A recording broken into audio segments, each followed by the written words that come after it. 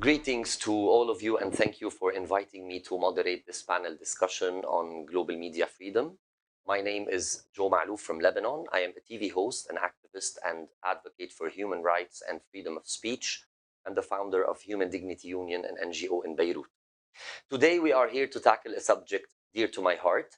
According to the Universal Declaration of Human Rights, the freedom to seek, receive, and impart information and ideas through any media is crucial to enabling the exercise of all other human rights. It is vital for all our societies, particularly Lebanon, that we take a stand on this crucial issue. Despite the demonstrable value of media freedoms in times of crisis, journalists and media personnel have in numerous countries been subjected to acts of intimidation, killings, violence, arbitrary detentions, and prosecutions simply for doing their work, which is what they believe in. Men and women in clearly marked press jackets engaged in covering demonstrations and clashes have been attacked, apparently deliberately, by police. The coronavirus pandemic has aided the negative trend as governments use the public health crisis to restrict reporting.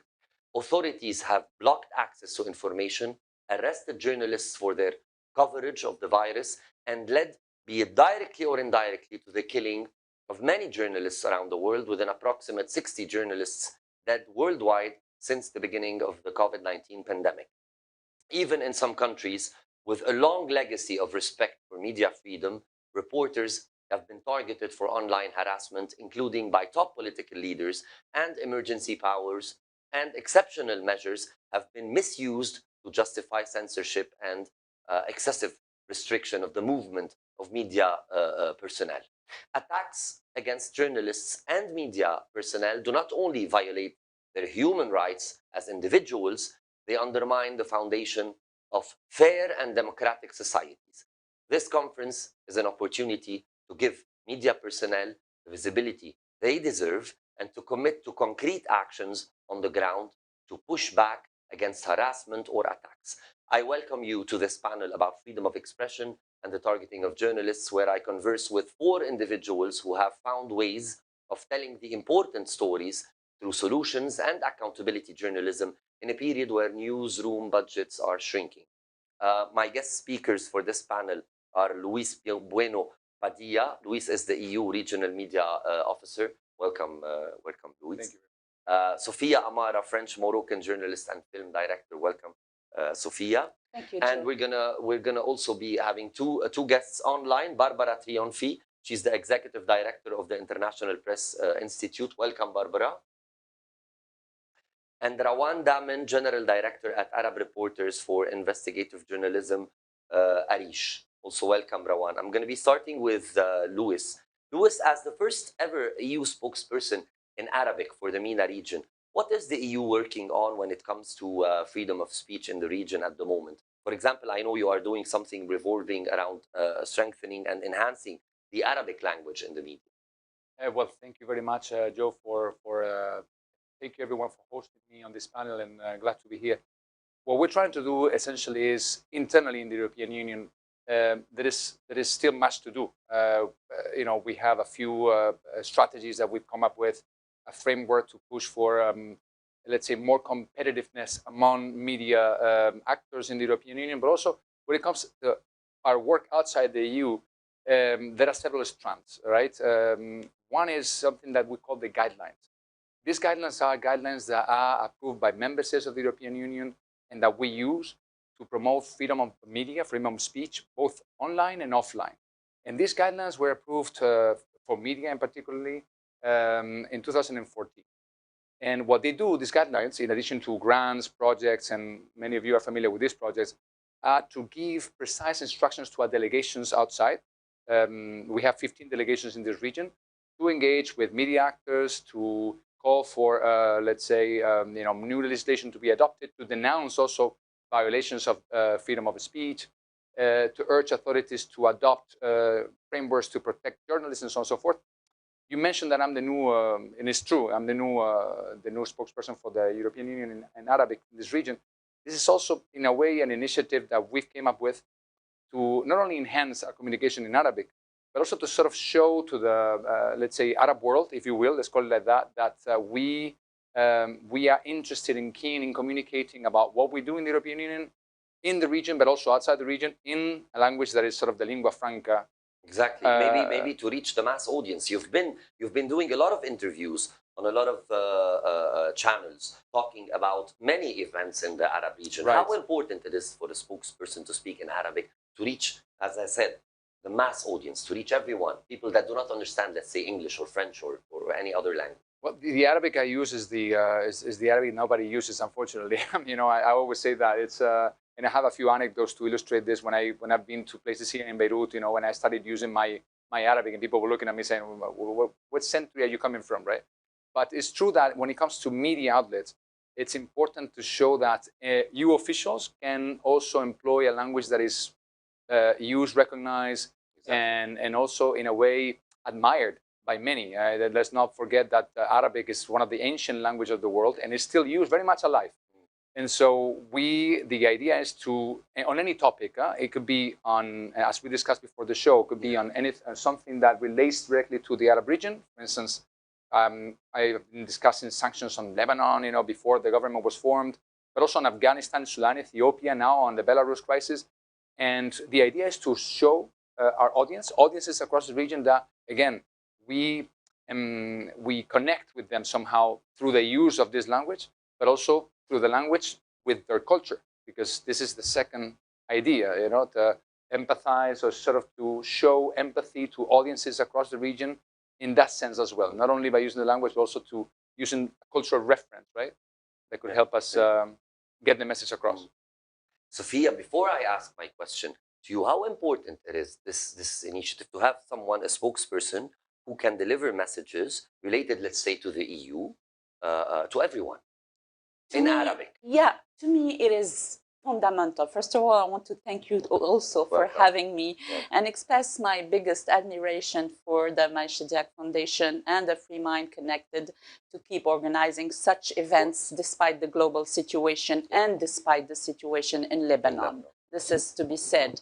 And I think, to answer your question, I think it's very important, not only to empathize with the public, which is true, yes, indeed, not only also to share some guidelines and some project which I have been personally working for the EU, which was called Open Media Hub. And we gave classes, and we gave, we strengthened some journalists in the Middle East, in Lebanon, in Jordan, in Iraq, in Iraqi Kurdistan, and in Turkey.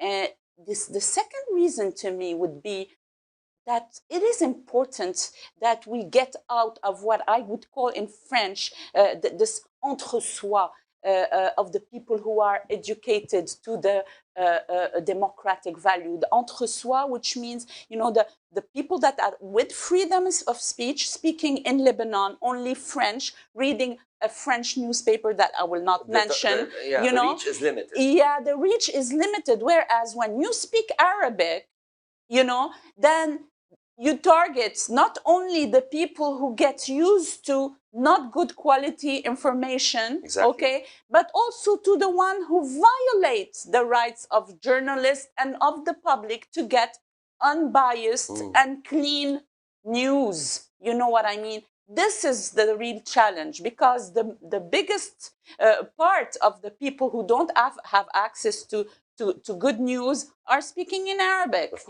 So this is the importance, I guess, of the spokesman. So أهلا وسهلا بالعربي. Welcome. Hello.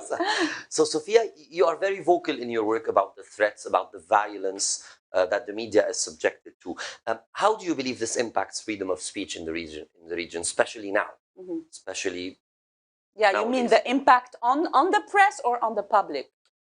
On the press first, yeah. On everyone who's working in the media and who's delivering, who's just reporting. Yeah, well, the impact is important, but I would say in the Middle East, people are used to this. I mean, there is, me not coming from this region, I have been amazingly fascinated by the resilience and the capacity of journalists to do their work under the bombs, under the threat, under the life threat.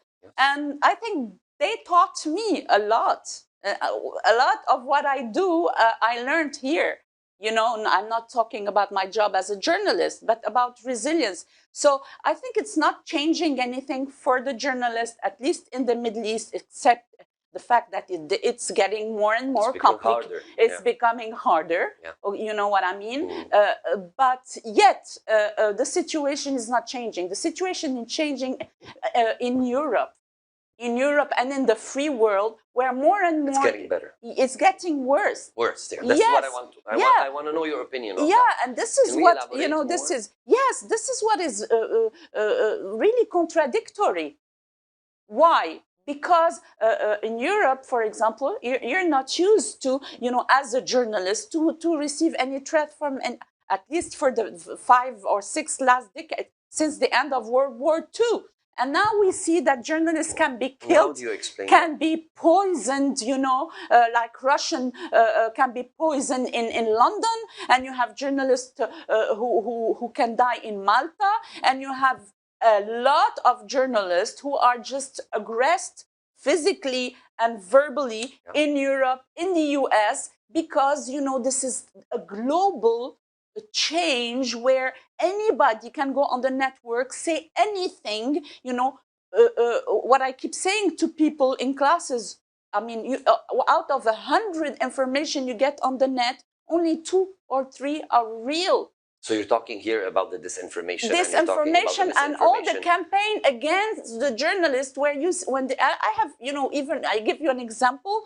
I have friends who say, oh, come on, you're the mainstream media. Like if, it was something, that there is another kind of information that we are hiding from the public, and that is the real truth. Whereas what we are saying is dictated by, I don't know what power, what, conspiracy group. And this is really new.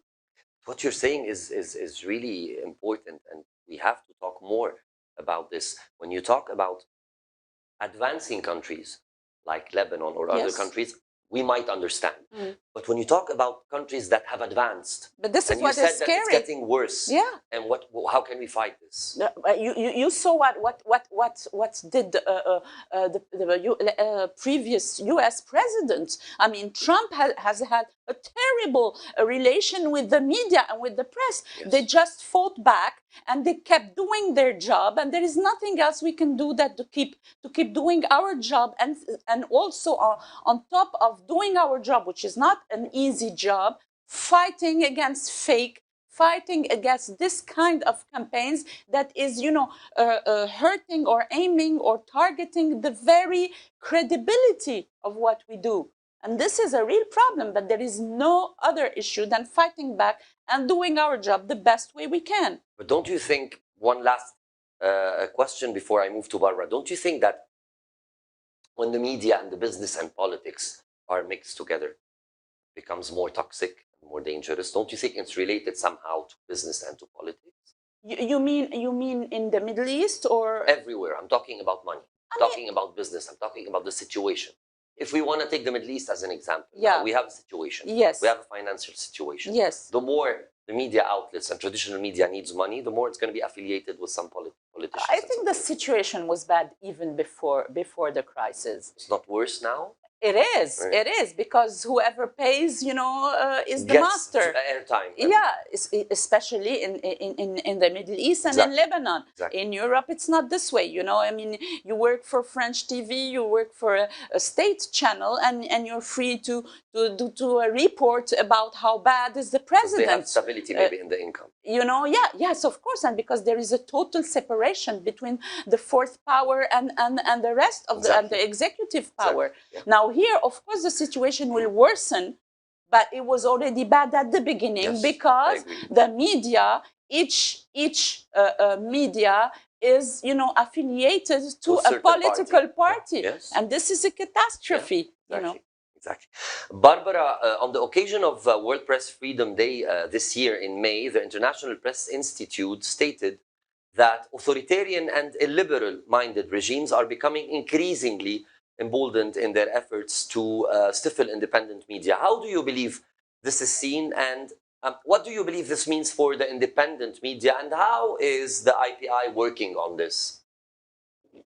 Thank you, Joe. And yes, first of all, I want to say I fully agree with what you, but also with what Sophia has been saying. The situation has definitely gotten worse across the world. This is what IPI has been observing for a few years, certainly.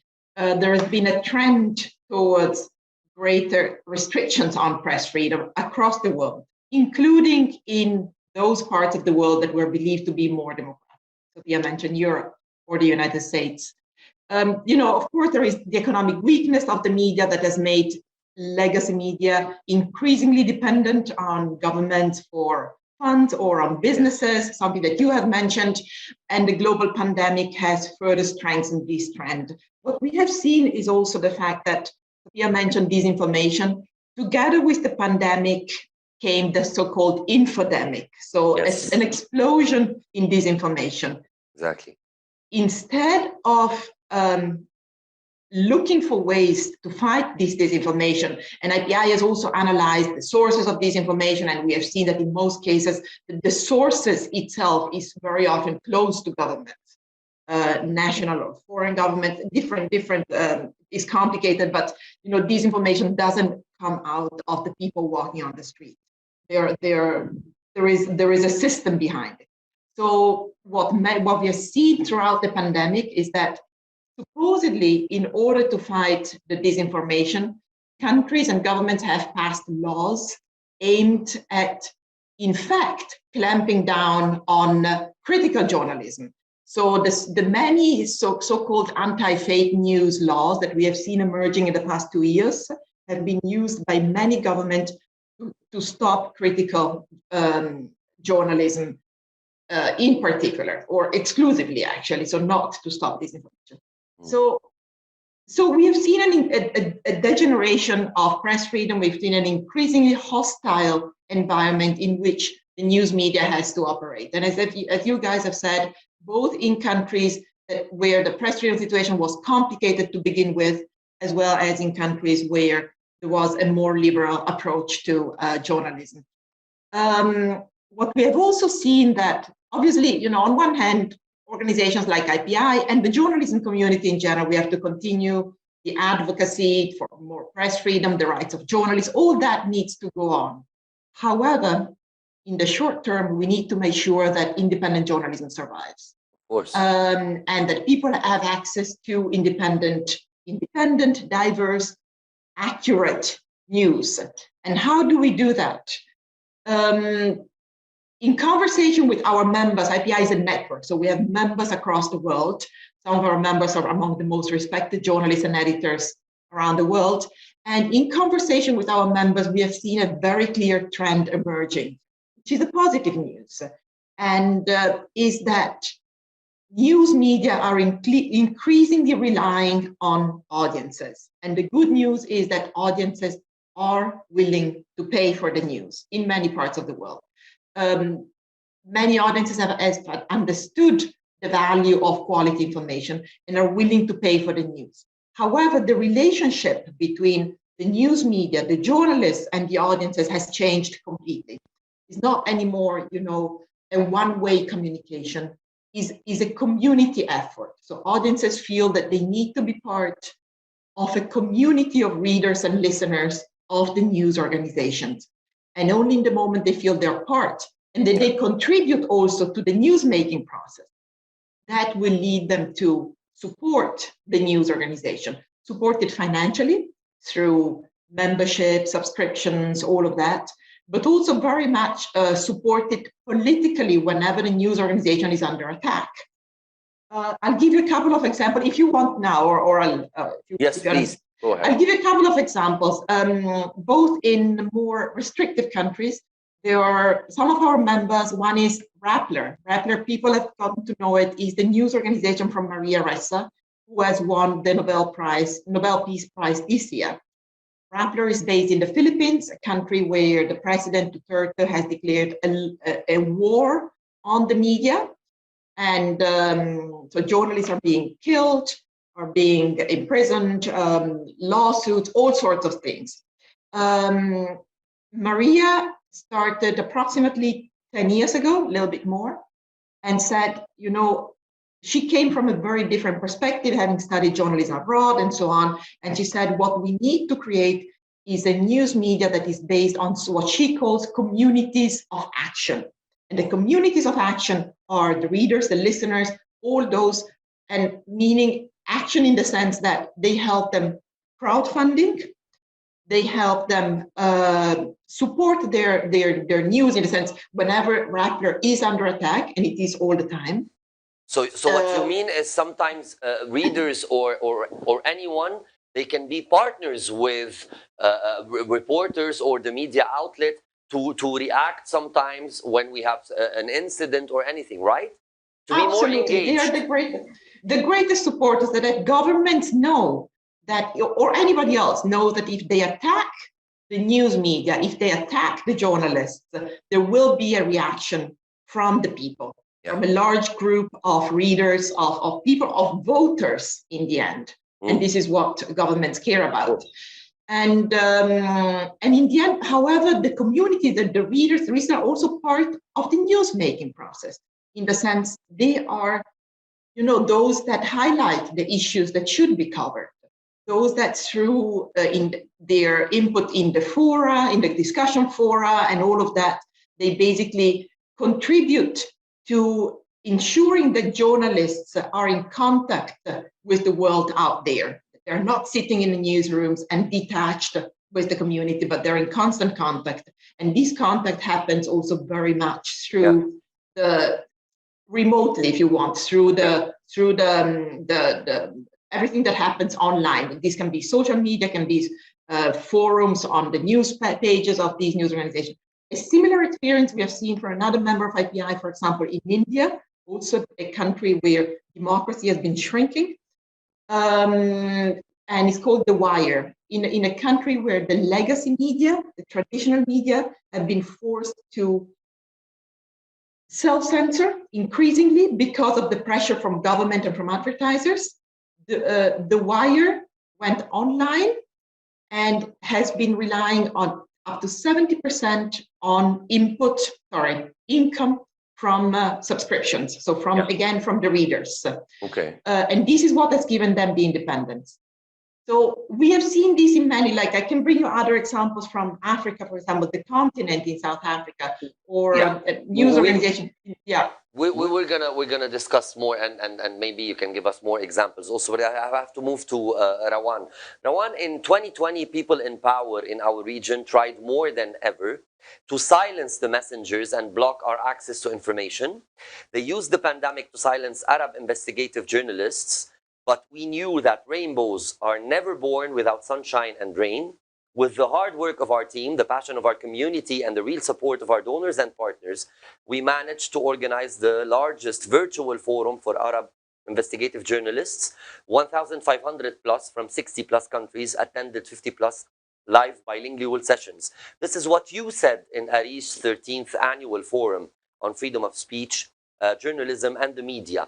As the Director General at Arish, what do you think or what do you believe is the fate of journalism in light of all violations? Thank you very much. I am an optimistic person. So in spite of all the challenges and the agonies and the troubles that investigative journalists and journalists in general in the region, in Middle East and North Africa, all countries are facing, I think that we need to be strong, and we need solidarity with each other to continue. Yes, like this time last year, we had our 13th annual forum, virtual, fully virtual, because of the pandemic. And I remember with the launch, it was a full curfew in Amman, Jordan, where I was born and living and working from, and there was not allowed even cars or walking. It was a Friday day with full curfew, and we launched this, and 1,500 came from around the world to be with us. Now we are preparing for our 14th annual forum, which will be also fully virtual and over 3,500 registered. It will be the first weekend of December 3rd until the 5th of December. And I think that the situation is somehow scary more this year, because we fear that the surveillance and the regulations that accompanied the pandemic last year is somehow continuing under different umbrellas and under different names and being more institutionalized in the region. And that's our fear. We raised this fear in the summer and autumn of last year, and we found more and more that there are journalists who are called under, digital crimes, cyber law crimes. It shouldn't be under, the freedom of expression or journalism laws, because many of them are vague in the region, but under different things, even for bloggers, I was just going to say bloggers, even only investigative journalists. Yeah. Investigative journalists face more and more no access to information. We are calling, in some Arab countries like in Tunisia, in Jordan, we have laws in this. In Lebanon, unfortunately, the laws, even they don't exist. And this access to information, getting the right information is very, very difficult, not only on the pandemic issues, but many other issues that they use the pandemic to say we are busy, we don't have those information. The spokespeople in many ministries and municipalities, they tell us, frankly, we don't want to give you this information. And sometimes we wait for 3 weeks and 4 weeks, and there is no information given to us. So we think that this also gave us a potential for the civil society to start really gathering the information themselves and being reliable more on producing information, quantitative and qualitative. Yeah. I remember so well in December 2018, I launched one of my documentaries called The Declaration on the Universal Declaration of Human Rights, and it was shown at the French Cultural Center in Beirut. And in that documentary that is available in Arabic and English, I showed how in 3 years, 70 years ago, from 1945 to 1948, the countries came around, and many of them are small countries who contributed to this and built the Universal Declaration of Human Rights. There was an Indian activist, women gender activist, that changed the first declaration from all men are born free and equal, which is still the constitutional in France and in America, to all human beings are born free and equal. Yeah. So I think we need to believe in ourselves. We need to believe that from this region, we can do change.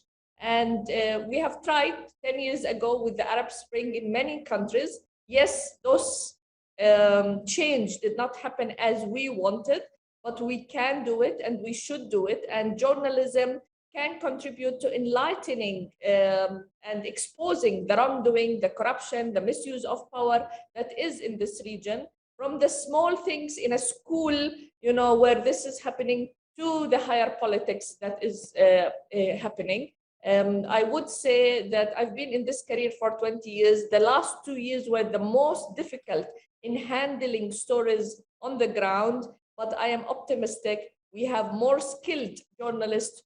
We have more access to try to do things that hopefully will give us some fruits in the future. Rawan, you mentioned schools, which is very important when we talk about education, to educate each and everyone about their rights, about what to believe and what not to believe, about how to be active citizens or agents of change. So how important is education in advancing countries? It's very, very important. Unfortunately, the system of schooling in the Arab world get us people who are full stop and not question mark. So kids go to school as question marks. They go to school and then they tell them not to be critical thinkers and not to think and really only to memorize. That's the big problem in the Arab world. Plus, with the misinformation, disinformation that we are living now, it's much more important for even kids from early to be critical of what the media is offering them and have the media literacy of dealing with those smartphones, with all this content, with misinformation, disinformation. And this is why we in Arij, Arab Reporters for Investigative Journalism, believe so much in raising capacity of fact checkers. both pre-publication fact-checking and post-publication fact-checking. Very important. Because fact-checkers will be targeted as much as investigative journalists and journalists in the region in the very near future, I'm afraid. Yeah. Sophia, I think you wanted to say something about education, because I think we're talking about one of the most important issues, or one of the most important points that we need to discuss. Exactly, definitely. I had a colleague in Iraq who told me once something that might seem shocking, but you have the media as a society. You have the media that you deserve as a society. In fact, it's not only for the journalists to do their job, and go and find the information, and despite sometimes people blocking them, as Rawat just said, but also, I mean, if you have a society that is used to non-democratical behavior, I mean, the one that the authorities that are preventing the journalists of doing their job will do it very easily. Nobody is there. No, they're not. Nobody will ask for account. There is no accountability. Dare you do that in a society like in Europe or elsewhere? No way, because there are people who will not accept it. Whereas in other societies where there is the people, the young people, but even the society adults are not used, to question, are not used to ask for their right to have access to information. This is the issue. So whatever you do, if the people say, "Oh, they killed a journalist," okay. Oh, they put a bomb as under. As if it's something normal. As if it's something. Oh, they got her. They got him. Oh, haram. They killed. This is unbearable, and this is also the role of the society. Yeah. It's a circle. Yeah. Journalism are helping society to be free, but at the same time, society should and definitely should prevent anybody from attacking their journalists, because I think we need to leave our safe zone. Yeah, sometimes we as people are used to, we were raised like that, stay in our safe zone and just agree with this. Yeah, I mean, we need to do something about it. Each and every citizen, not only us. It shouldn't be. It shouldn't be. It's a right for society.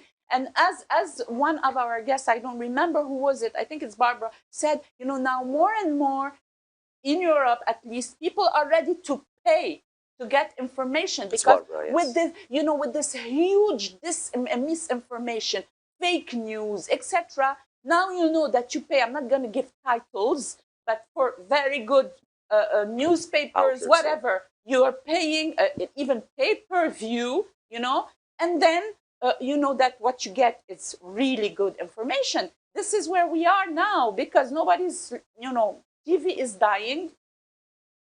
But it's still a fact.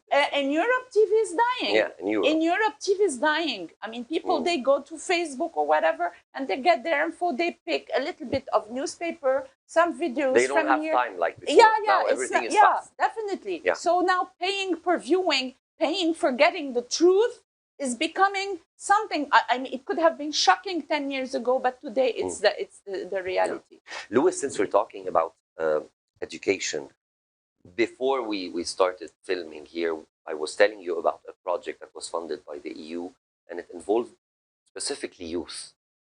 We developed it. It's called the Circle of Trust. And it was a group of youth with some officers, military, etc., with some judges. And it was intended, the main purpose is for them first to hear them out, what are their problems. And they came from all regions in Lebanon. And they were talking about their societies or their surroundings and what are the challenges. And the main purpose was for them to have a role first in their communities and to have a purpose in life. How important are these projects to be funded by the EU?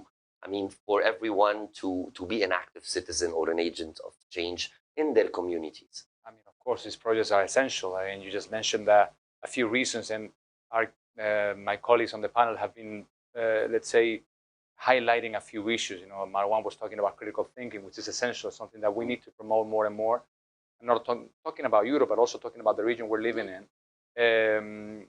Barbara also mentioned the issue of the infodemic, is something that we've been working on in the European Union. It relates to education somehow, because we've been adopting packages of measures in the EU to sort of monitor, scrutinize, and hold also big platforms accountable for what they post and what content is online. There's actually a code of conduct that we enhanced, we enacted, and it's been quite effective in terms of removing, for instance, content that relates to hate speech online. We, within 24 hours, in our experience, since this code was adopted 3 years ago, platforms, Google, YouTube, and so on and so forth, have removed content within 24 hours. And we're talking about 71% more or less of all the content that we've reported through the EU and through these channels that we have with them.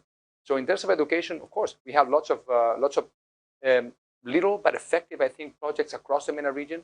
I'm thinking about Yemen, for example, where we had a very interesting project, and areas of conflict. These projects are even more important because you're talking about a life or death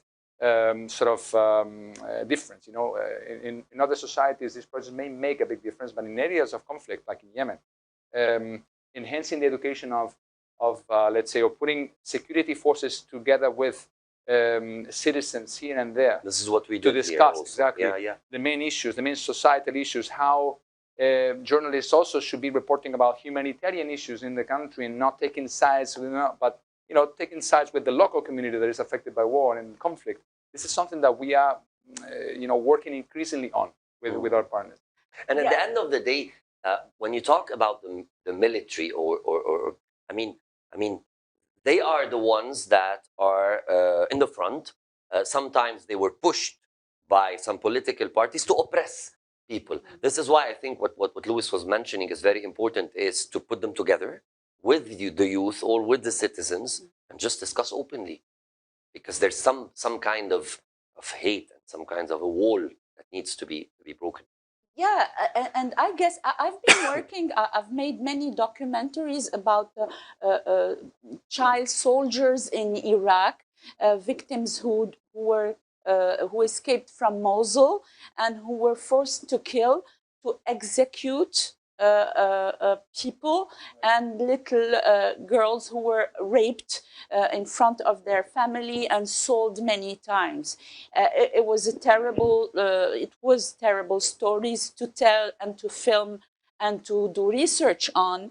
And I've been working with psychologists in Kurdistan, in Iraq, in Germany, where finally they could go. Some of them, at least. The rest are still in camps, And definitely, what all the specialists told me is that a child at 5, 6 years old, I mean, it's a real sponge. I mean, you can teach him the worst thing ever, and some of them, I met their parents, some were young Yazidi who were convinced to do, a kamikaze suicide operation against their own village, hoping their natural parents would die.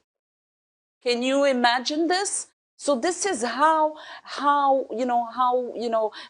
easy it is to have impact on this young generation. Yes, of course. I'm going to be inviting you to Rumia prison, because in our line of work, I've filmed there. I've filmed there many times. In our line of work, our psychologists and social workers, and I met a lot of minors in Rumia that are held there because of crimes related to extremism. And in the end of the day, if you sit with them and you hear them out, they are victims. Of course, they are victims. Of course, they are victims. I mean, to do what they did.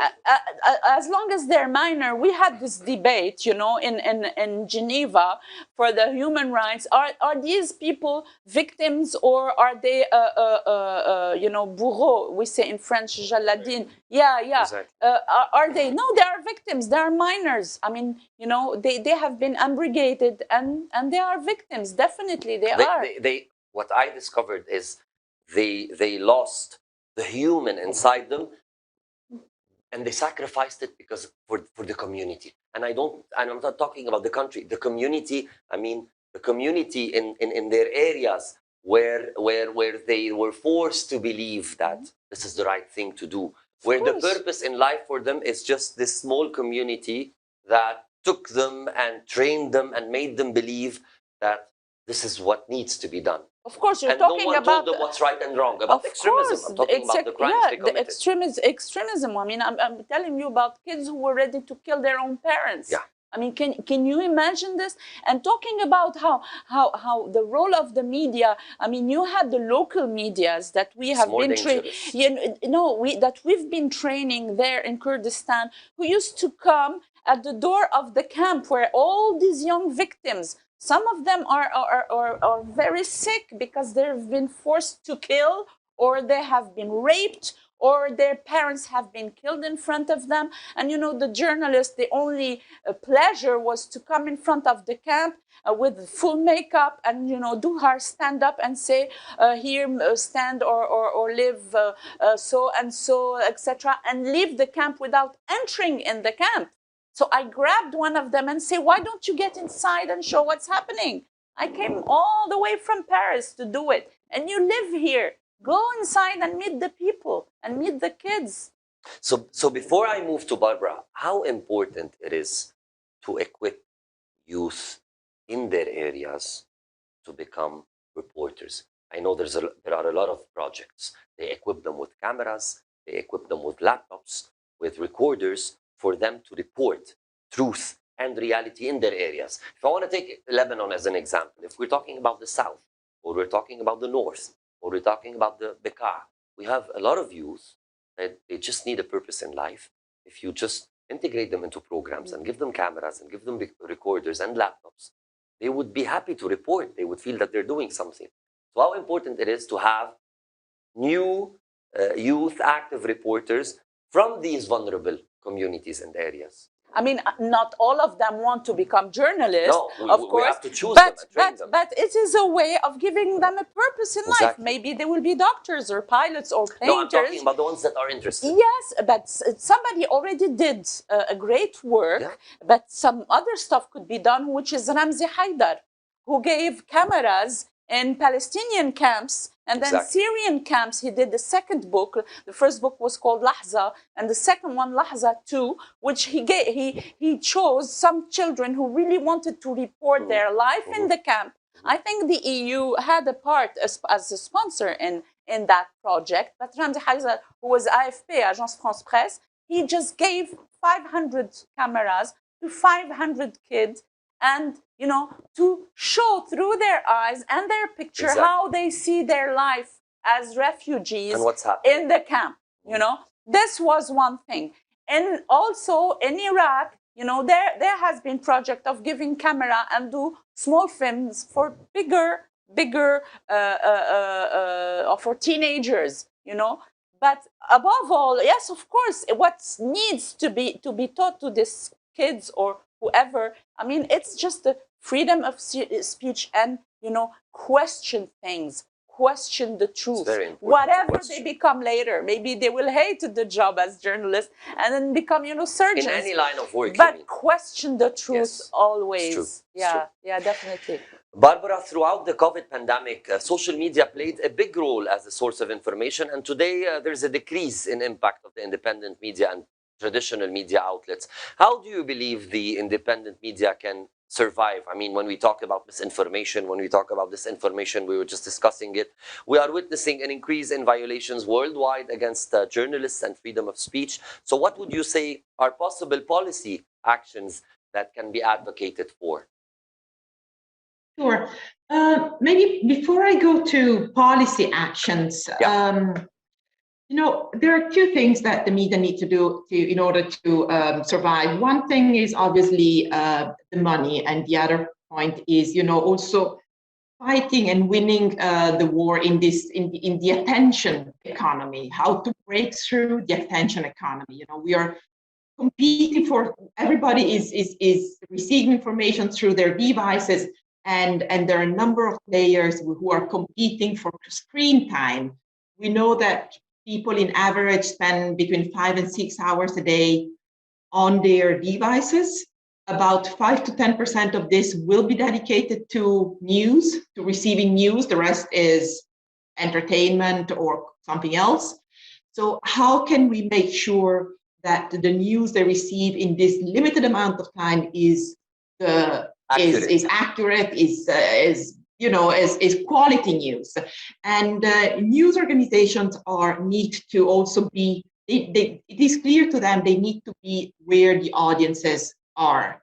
And so what we say now, what we see is that journalism is happening in many more places than it used to. It happens on many different social media platforms. Even journalism has occupied spaces on the social media platform that normally would be dedicated exclusively to gamers, so people who play games online to chat and so on. Now the news organization, quality, as I said, quality news organizations have occupied that space as well, because we need to reach our audiences where they are. You cannot force them to go out and buy a newspaper because they're not going to do it. So you need to present the news where they are. I'll give another example from a news organization in South Africa. They realized precisely that there was a big issue of disinformation spreading through WhatsApp. WhatsApp is normally the place where you have your contacts, your trusted sources, because they are your friends, and so a lot of people would consume whatever information they receive through WhatsApp and would believe in it because it's believed, these are my people, they're my friends or the friends of my friends, so I believe in them. So what the continent did in South Africa is to create a news outlet based on WhatsApp. This is a simply PDF sheet, of course, laid out in a way that is easy to read on a mobile device and so on, but it's being disseminated through WhatsApp. What they have seen and this is an experiment that came out during the pandemic, exactly to counter the disinformation of the pandemic. What they have seen is that within the first week, like on the first week, they created their first PDF file, and they sent it just to friends and family of the journalists, 3 journalists who started this project. But within 1 week, they had reached 1,000 subscribers. And then they realized, there is something here, there is the need. And now they also occupy spaces. For example, they at the time when the pandemic was spreading very much in Tanzania, and the president, I don't know if you remember, the president insisted that the virus doesn't exist. Yeah. The president of Tanzania was one saying this virus does not exist, and they refused to do anything and to admit it. The continent spread their sheet of information related to Tanzania, collected through journalists who went to the hospitals in Tanzania, went to the people, went to the families, and gathered information, and they spread it through WhatsApp. And that was an immense success. Like they had thousands of subscribers within very few days. So as you say, this information is on the social media, and that's where the quality information needs to be too. That's where news organizations are going to be present and are going to be. And I'll give you another example from a news organization in Norway. Norway, a very democratic country, and a country where you have the biggest amount of people who read the news, regularly consume news. What Aftenposten did, Aftenposten is the biggest newspaper there. They basically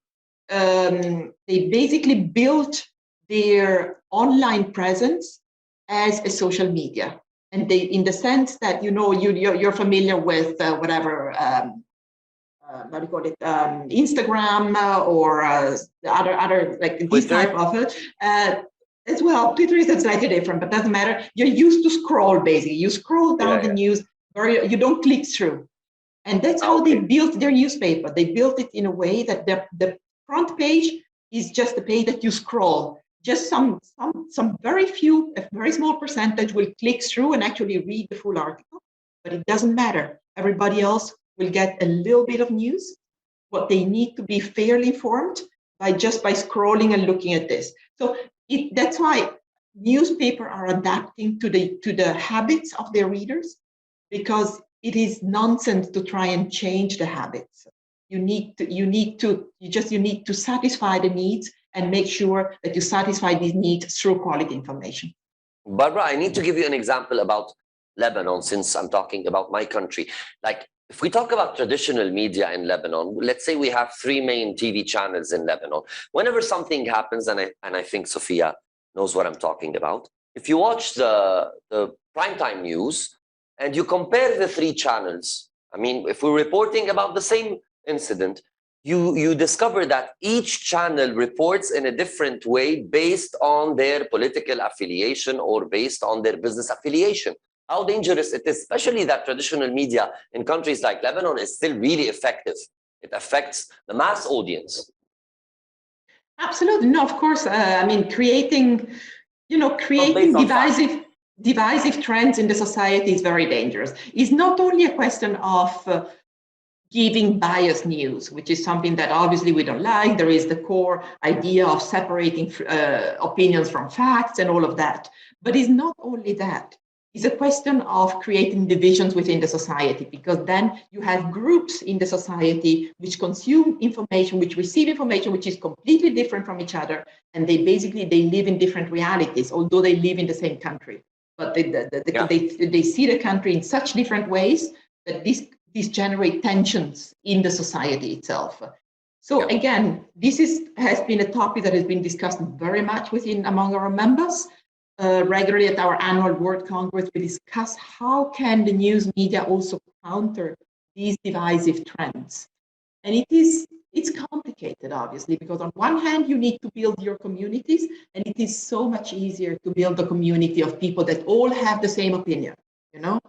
On the other hand, however, it's so important that we are all exposed to different opinions, that I know what that person who votes for a different party thinks and why they see the world differently than I do.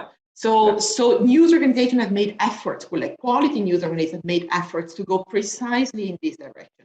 Exactly like in the moment you have your community, in showing the community the value of confronting opinions. The way to do this is by investing resources in moderating your discussion forums online. So that's where the people feed their information. You need to make sure that there is a variety of information there, but there is also a civilized discussion. You don't want people who insult, who threatens, you don't want all that. That has to stay out. So by carefully moderating these discussion forums, you also ensure that there is a proper discussion going on there, which is what we need in today's society, that you have people from different perspectives that are reflected there. And in the end, you will see that many of your readers, maybe they will read 10 lines of your articles, but they spend the next 10 minutes reading the comments on the discussion forum. So that is equally important as the quality of the article. The quality of the discussion is equally important. Before I move to Rawan, quickly, Sophia, you've been training some reporters in traditional media in Lebanon, I believe. I think we discussed this. In TVs. Yeah. But I mean, how can you make sure that with time we can have certain balance in what we receive as audience? I mean, isn't it difficult when politics and business is involved with the administrations of traditional media? Isn't it dangerous? I mean, the reporter sometimes is being oppressed also. They are oppressed. Listen, I could talk about the story, about the subject for days. I know. For days. But let's stick to the angle of our question, which is the assault on the media, on the freedom of the media. I would say the following. I mean, there is a problem with the TVs in Lebanon. First of all, because they act as radios. They keep talking. That's all. They put, archives, images, and they don't get the difference between radio and TV or newspaper. In a newspaper, it's the pen that writes. On TV, it's supposed to be the image. But this, I guess they've never learned it at school, ever, whatsoever. I mean, this is why they put images and keep talking. Either hate speech, according to whom they belong, or either, just information that at the end of the day, the public, after 1/2 hour, if you go to the public and say, do you understand or remember? Anything. They don't understand nor remember what they heard. Okay. So they didn't do their job. Okay. So, and this is a problem, because if a journalist wants to be free, because this is our story today, freedom of lose his speech. job. No, it's not even this. I mean, a journalist can be protected by showing facts with images that nobody can deny. But when you keep insulting or almost insulting, then you're not doing your job. When you go and you take the time to take a camera and show exactly what you want to say in blah, blah, blah, but showing it on the field, then nobody can tell you nothing, because you just did your job as a TV person. Yeah, exactly. And images, yeah. Exactly. Yeah. Rawan, what has Arij been working on when it comes to local and global media freedom? I mean, you talked about it, but I need you to elaborate on that. And what are the policies and actions that you would call for on, on the front of both stakeholders and journalists? I think in investigative journalism in the region, you need a very comprehensive safety mechanism. First, physical safety, then digital safety, legal safety, psychosupport safety, and career safety. And that's one of the edges where Arij, as the only Pan-Arab Regional Training Institute helping investigative journalists in the region, is trying to support. So basically, when the journalist comes with a pitch of an investigation, and we coach and produce around 50 investigations every year. So every week we have to produce or publish, broadcast with one of the publishing platforms in the region or beyond an investigation. Each investigation takes between 6 months to 1 year, sometimes to 3 years to produce. So during this process, you have to train journalists on physical safety, how to take care of themselves. And in some countries, for example, in Egypt, 50% of the journalists publish not in their names, and they fear to publish in their own names. And in some cases, we as Arij did not publish in our name. So we partnered with publishing platforms. We did the story, but nobody knows that Arij did the story. Because of the safety of your colleagues, you mean? Even at Arij, sometimes you need to hide their identities, right? Of course. Sometimes, many times, we were part of the Paradise Papers, Panama Papers, FENSEM Project, Pandora Papers lately. Some colleagues who worked in Pandora for many months, some of them for 1 year, we cannot say their names. And in some cases, even Arij stories that we worked with, we talk to BBC Arabic, to The Guardian, and we give them the story, and they don't mention even the name of Arij. So you need to work for investigative journalism in this region to have physical safety, security, digital security, which is now a big problem, because you need to advance on this every single day. It's something that the surveillance is happening all the time, and we need to train our journalists to adapt with this and know the skills and the mentality and methodology of this. Legal screening, every single investigation needs to go through a lawyer to screen it in the country where it will be published. So if it is in Lebanon, a Lebanese lawyer needs to take this investigation and say that this will not harm the journalist or take him or her to court. There is psycho support as well. In the Arab world, this is very much neglected. When you talk to victims, when you talk to people who really suffer, then you as a journalist, what the psychological impact on you? Exactly. And so we ignore this, and after years, we explode and we discover what harm we did to ourselves. And especially when you do the investigation and things don't change, because you work so hard on this investigation and you feel that you expose this corruption or misuse of power, and then you need an impact for this. And many times in the Arab world, this impact doesn't happen very easily, and then you get very much depressed. And your career, especially for women journalists, many of them, after doing their first and second investigation, they stop working in investigation or they stop working in media all over. Because as Barbara said, the discussion on social media include sometimes very much hate speech. We even have female journalists who got online harassment messages inside the social media. And so the social media need to be part of the solution of working on this, because all of this gives the journalists, female journalists, self-censorship. So not to participate in the discussion and the discourse and do their own investigations. And this is why the investigations in themselves are very, very difficult thing to be done in the region. You need all of this support. You need a coach that is experienced in this. You need a fact checker to look at the content to make sure that the quality is really what we need after the journalist and the coach. And this is why many Arab publishing platforms and broadcasters, they don't do any investigation in reality. They do in-depth reporting, features, talk shows, news, but not investigations, because investigation needs time, needs dedication, needs a lot of safety measures, and needs you to be really not part of any political or private, thing. And for example, Arij as a foundation, it's a foundation at the end. It depends on foreign aid from different donors who believed in this. But have we ever received from a businessman in the Arab world or from an Arab government any support to help us in our work? Never, and they will never do this. That's the problem. What's the sustainability of such work if really in the region you have nobody to support you in your work in doing Arabic language investigative quality content? I'll give you only one example that we are very proud of, and we shared with our partners, FNF Friedrich Naumann for Freedom, MENA office here in Amman, Jordan. There was an investigation that we did in Yemen, and the journalist got an access to prisoners there who were forgotten. They were left there for years during this, the war in Yemen and all of that. And they did, few things that could have been solved in a few days or weeks, but they were left there forgotten for years. And we got this access, we filmed with them, there were interviews inside those prisons. And after 4 weeks from publishing this investigation in both Arabic and English, 1,600 prisoners were freed in Yemen, and they got their freedom.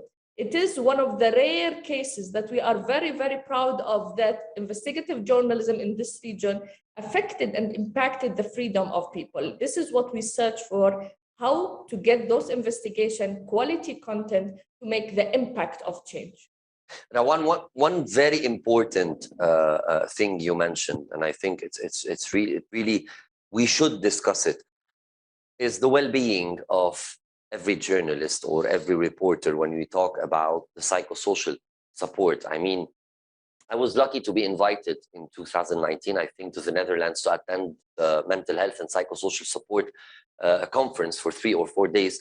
And this is when I discovered that for each one of us to take care of their well-being and their mental health is an essential or critical thing to do to be able to continue reporting and do the whole thing. In Lebanon, in the traditional media, we don't have this. How important it is for each and every one of us working in the media field to take care of their well-being, or for the outlet to take care of the well-being of the employees that are reporting and are being pressured, are being oppressed, are being threatened every day. It's extremely important. And it is one of the reasons really that people don't go into journalism. It's a very workaholic profession.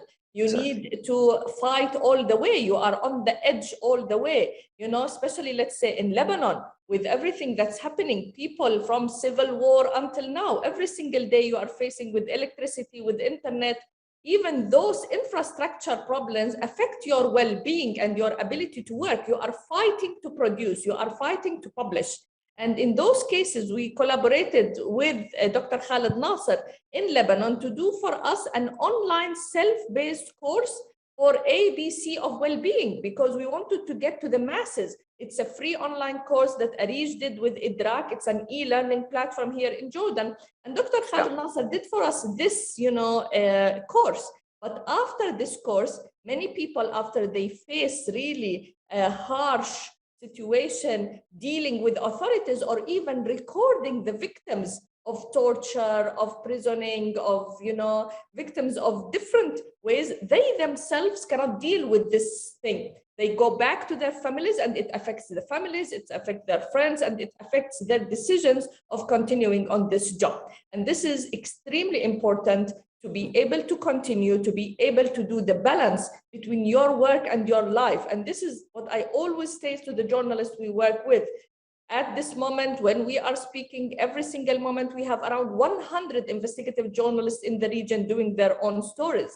Yeah. And the most important is to know that you are much more important than any story for your safety, and your well-being is as important as your digital and physical and legal safety.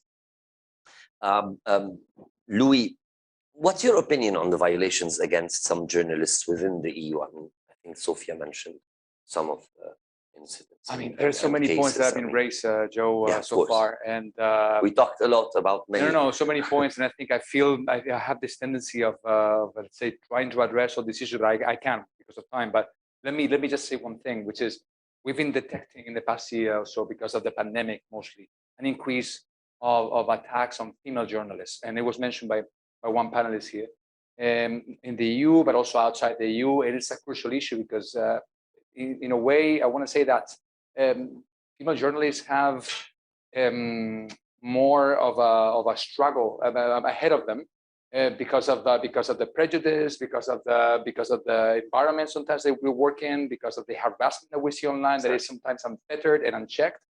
And this is something that we need to take a stand on. And so I believe that this is something that the EU was focusing very much on during the last, to mark the Press Freedom Day this year. And it relates to the infodemic that was discussed. The second point is that within the EU, but also outside the EU, I think it's important to go back to the basics. And the basics are that journalism and information and access to it should be a public good. Should be essentially a public good. Is this something that in this region, unfortunately, in the region we live in, well, in Lebanon, I don't want to get into Lebanese politics at all, but let it suffice to say that electricity, which is a simple, we're just talking about, is lacking. So therefore, journalism and across the region. And so we, with the UN rapporteur, with UNESCO, on a policy level, we're trying to work on, let's say, promoting this policy and also implementing projects, dedicated to, let's say, pushing or encouraging authorities across the region to adopt measures, legislation that would protect also journalists. And the third point is the safety of journalists. You just mentioned that inside the European Union, of course, we've adopted what we call the Digital Freedom Act, and there's a new act that is coming. It's called the Media Freedom Act, along with the EU Human Rights Democracy Action Plan, and so on. There's a whole framework put in place, and the idea here is to increase, let's say, the checks, the traceability, the powers of the Commission, the European Commission, in terms of seeing what are the measures that member states need to take in terms of ensuring the safety of journalists online, but also offline, both. And this is the last point. I don't want to be long, but the media landscape is changing. I think Barbara was very clear in that sense. It's changing fast, and we see new developments here and there. New apps that are emerging, and so on and so forth. So therefore, there's a necessity for us, at least in the European Union, to try to help journalists adapt quickly in terms of training, in terms of facing new challenges, how, in terms of, let's say, ensuring their independence, ensuring also their income, a stability of income is crucial. And for instance, through policies to increase the competitiveness among media outlets. And so there's a lot to do. We're doing a lot, but I think, unfortunately, when you look at the figures for the past year, the picture is quite bleak. So there's a lot of work ahead of us. And let me just end by really commending the work that you are doing. Arish is doing a great job. I lived in Jordan for 3 years, and I was in touch with some of the investigative journalists there, and it's amazing the job you're doing. And as an official from the EU, I have to say, Sofia Barbara also is doing a great job. Her organization is very well known to us. And we need to keep going along that path. And also, for sure, the Miss Chidiac Foundation is one of the actors that we encourage to keep up the good work here in Lebanon as well. One last thing, thank you, Louis. One last thing with Sophia. When we talk about guidelines, or when we talk about the declaration, or when we talk in my last conference about WordPress freedom, my guests from Reporters Without Borders were talking about world leaders that they committed on paper. But if we talk about reality, after like a year or two, nothing has been happening. I mean, we're still talking. What do you mean by world leaders? You mean the West? They had 15 or 20 presidents and world leaders. One of them is President Macron, and other world leaders that they committed. But if you really talk about countries that are still vulnerable, countries that are left, nothing is happening. The problem is polyvalent, I think. I think that in the West, a lot of leaders are not harassing journalists whatsoever. They have sometimes bad relations with journalists or the media in general, but this doesn't have any impact on the freedom of speech and the freedom of work. Okay. Now, in this same country, journalists have a problem because people don't trust them anymore. And trust is not an issue that has any relation whatsoever to do with the leaders. It's just that the public has become, more and more targeted by this, a theory of conspiracy that this is, you are mainstream journalists. This is not the only reality. There is a second reality, like what Trump is saying. So this is one kind of a problem. The other problem is much more direct, is when you get harassed because you're a journalist by some leaders who can sign whatever they want. Exactly. But on the real life, they are going to harass you, they are going to arrest you, and sometimes they might going to kill you. And, they can sign whatever they want. That won't change anything. So I think this is just, for the picture event. It won't change. It didn't change anything. So you think we have to fight? Of when course. We have to keep fighting without depending on anyone. But not alone. I think with the public exactly. and the people. This is to wrap up everything that we've been discussing in this panel. People, because people, they have the leaders they deserve. They play an essential role. And they have the journalism they deserve. So I hope we can start actively working together and not separately. And as you said, with the people, with the audience, with the communities, with the societies, to be just one team with reporters and journalists to be able to fight whatever we've been enduring. Truth is a public good. Truth is a public need. Because if I don't know what you're doing as a politician, I don't know who I will vote for in 1 week, 1 month, or 1 year. I don't know, so it's a public good. It's like oxygen, it's like electricity. Luis, thank you so much for being here with us today. Sophia, thank you so much also for your expertise and whatever you've been doing. Barbara, thank you for being with us online, for everything that you've been doing also in IPI. And Rawan, I salute you and salute everyone in Arij, all our colleagues, and I hope you will keep also doing whatever you've been doing and reporting. And I thank you for being with us today also. Thank you so much. Thank you very much. Thanks. And I thank our audience, everyone who has been watching. And as everyone agrees, we need to unite together with the societies, with the people, to be able to fight whatever we've been enduring. Thank you so much.